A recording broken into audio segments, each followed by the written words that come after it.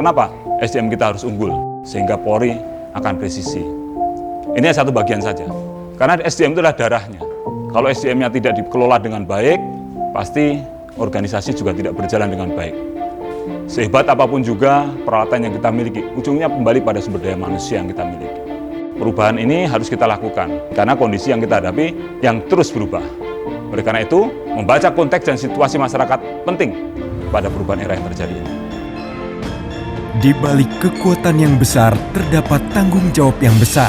SSDM Polri mempunyai tanggung jawab dalam menjaga denyut nadi presisi untuk tetap hidup, tumbuh, dan berkembang hingga tercipta masa depan Polri yang lebih baik. Proses perwujudan SDM unggul tidak bisa dilakukan sepotong-sepotong, namun harus dilakukan secara menyeluruh dari hulu ke hilir. Bagaikan sebuah tanaman yang baik tumbuh dari bibit yang unggul.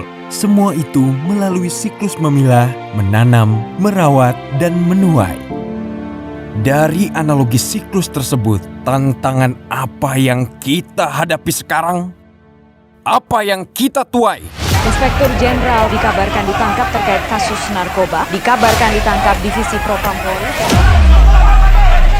Satu pelepon BRIMOB tiba-tiba menembakkan gas air mata secara acak. Pembunuhan Brigadir J Tiba di Kejagung dan mendapat pengawalan ketat dari Hasil BRIMOB. survei yang dilakukan oleh SSDM Polri kepada masyarakat mengatakan 11,5% masyarakat tidak menyukai polisi yang arogan, 9,5% tidak suka dengan polisi yang melakukan KKN dan pungutan liar, 7,7% tidak suka dengan polisi yang lambat, 6,3% tidak suka dengan polisi yang menyalahgunakan wewenang, 5,3% tidak menyukai polisi yang tidak tegas, dan 59,8% menjawab lain-lain. Oknum Kapolsek dicopot, dipecat korupsi, selingkuh, berkosa. Dan akhir dari semua itu, puncak permasalahan adalah menurunnya tingkat kepercayaan publik pada institusi kepolisian Republik Indonesia. Menilik dari hasil survei, ternyata problemnya ada pada siklus merawat institusi, khususnya merawat setiap insan Bayangkara. Lalu, bagaimana solusinya? Sesuai arahan Kapolri, bahwasanya setiap anggota Polri harus memiliki 3 kompetensi, yaitu teknik, leadership, dan etik.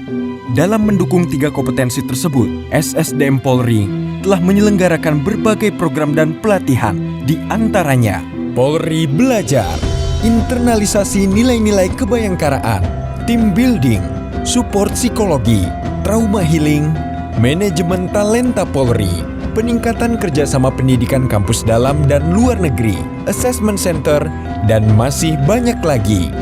Keberhasilan dari program-program ini dibuktikan oleh hasil catatan Div Propam Polri yang menyatakan menurunnya tingkat pelanggaran kode etik.